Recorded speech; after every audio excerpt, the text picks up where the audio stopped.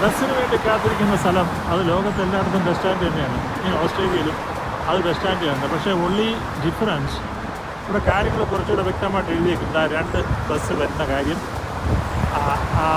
അവരുടെ bus numbers ഉണ്ട്, പിന്നെ ബസ് സ്റ്റാൻഡ് അല്ലെങ്കിൽ ബസ് സ്റ്റോപ്പിൽ ഇരിക്കാനുള്ള ചെറിയ ബെഞ്ചുണ്ട്. നമ്മുടെ ചില ടോളുകളിലൊക്കെ കാണുന്നവരുള്ള കമ്പി മാത്രമല്ല, ബാക്കി ചില ബസ് സ്റ്റോപ്പുകളിൽ കമ്പി മാത്രം ഫിറ്റ് ചെയ്തിരിക്കുന്നത് കണ്ടിട്ടുണ്ട്. പിന്നെ അഡ്വർടൈസ്മെൻറ്റുള്ള സ്ഥലമുണ്ട്. പിന്നെ ഇപ്പോൾ 2 ബസ് സ്റ്റാൻഡായിട്ടാണ് ഉണ്ടാക്കിയിരിക്കുന്നത്. പ്രത്യേകിച്ചൊന്നുമില്ല, ആൾ കൂടുന്നതനുസരിച്ച്. ഇനി ഇവിടെ ഡിജിറ്റൽ ഡിസ്പ്ലേ ഉണ്ട്, ബസ് എപ്പോൾ വരും എന്നുള്ള ഡിസ്പ്ലേ ഉണ്ട്. പക്ഷേ ഡിസ്പ്ലേ ഉണ്ടെന്ന് കരുതി ബസ് പെർഫെക്റ്റ് ടൈമിങ് തന്നെ വരണമെന്നില്ല. 1 മിനിറ്റ് 2 മിനിറ്റ് അങ്ങോട്ടും ഇങ്ങോട്ടുമൊക്കെ മാറാം. പക്ഷേ എപ്പോഴാണ് വരുന്നതെന്നുള്ളത് ആ ഡിസ്പ്ലേക്കാണ്.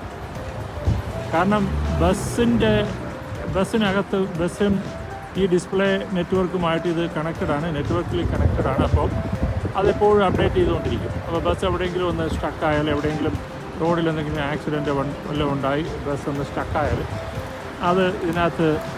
അതിനനുസരിച്ച് ഇതിനകത്ത് ടൈം മാറിക്കൊണ്ടേയിരിക്കും. അപ്പുറത്തൊരു ബസ് പോകും, അതാണ് മറ്റൊരു ബസ്. ഇവിടുത്തെ ഒരു ബസ്സിന് വേണ്ടി ഞാൻ കാത്തിരിക്കുന്നു. വഴിനോട്ട കാഴ്ചകൾ മെൽബണിൽ നിന്നും ഓസ്ട്രേലിയൻ വഴിനോട്ട കാഴ്ച. കൊച്ചു കാര്യങ്ങളാണ് ഞാൻ എൻ്റെ വീഡിയോയിലൂടെ കാണിക്കുന്നത്. കാരണം നിങ്ങൾ ഇവിടെ വന്നാൽ കാണുന്ന സംഭവം, റോഡുകൾ, ഷോപ്പുകൾ, അല്ലാതെ അതിശയിപ്പിക്കുന്ന ഒരു കാര്യവും നമ്മൾ നോർമലി ഒരു രാജ്യത്ത് താമസിക്കുമ്പോൾ പൊതുവെ കാണാറ്.